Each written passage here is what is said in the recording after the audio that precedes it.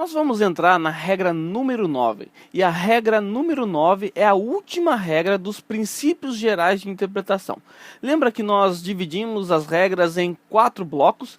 E o primeiro bloco é exatamente os princípios gerais de interpretação. Então nós vimos a questão da autoridade das Escrituras, nós vimos que a Bíblia é o melhor intérprete, nós vimos que precisamos do Espírito Santo, nós vimos que o propósito das Escrituras é mudar a nossa vida, não é aumentar nosso conhecimento. Nós vimos que as nossas experiências pessoais devem ser sujeitas às Escrituras e não o contrário. Nós temos aprendido que a história da igreja é importante, mas não é decisiva. E nós temos aprendido alguns princípios básicos, gerais. É bem verdade que tratamos muito pouco com o texto bíblico, mas a partir da regra 10 nós vamos aprender questões gramaticais de interpretação, então nós vamos trabalhar somente com os textos bíblicos e a coisa vai ficar mais interessante.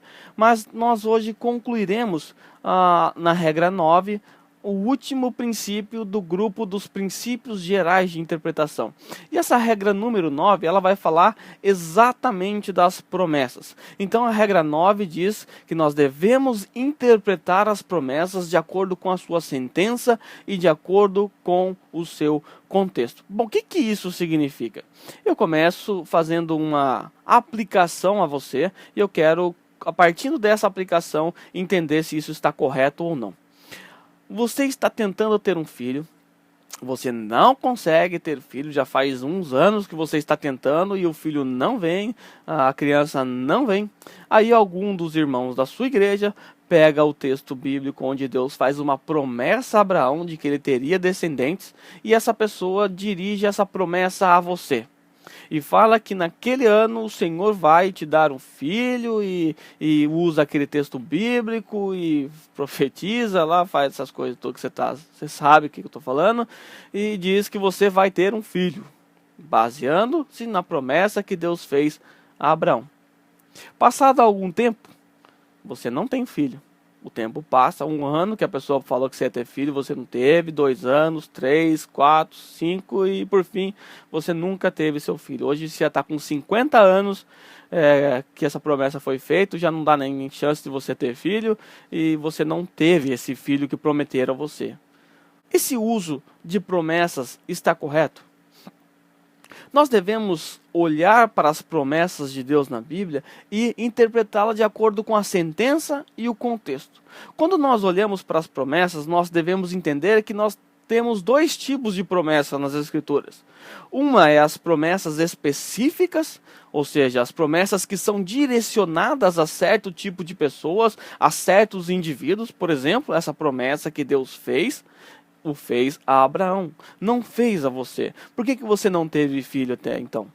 Porque o Senhor não quis lhe dar um filho. Essa é a grande verdade. Não é porque você não teve fé, não é porque você duvidou ou porque você é incrédulo. Não é nada disso. Você simplesmente não teve filho porque Deus não lhe fez essa promessa. Essa promessa foi feita a Abraão. Então, uma promessa específica. E nós devemos olhar para as promessas nas Escrituras e distingui-las. Será que é uma promessa específica?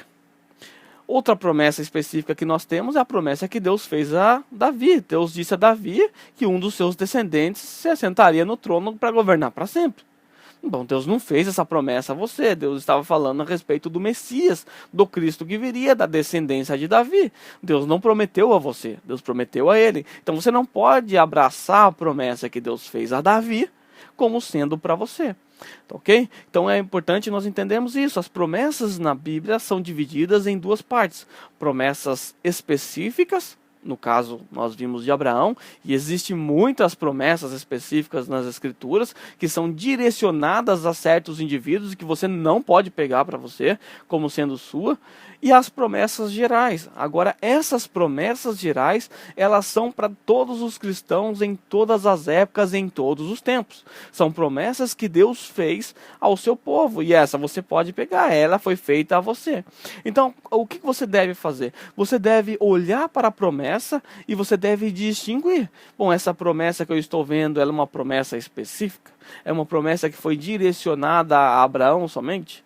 Ou é uma promessa que foi abrangente a todos os seres humanos? Você precisa entender isso. Então existem as promessas gerais e as promessas específicas. Quer ver um exemplo de uma promessa geral?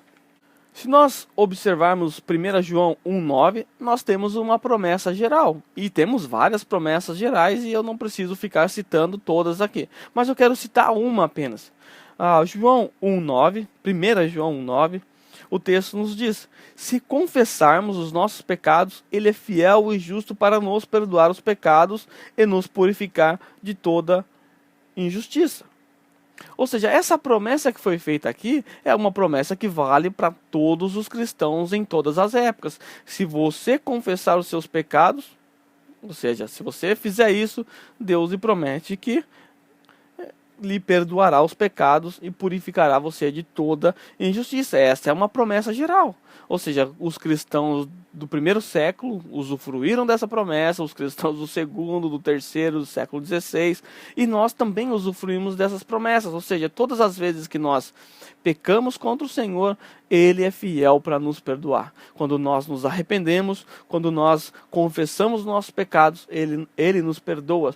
E isso não depende do tempo, não depende da era, não depende das pessoas.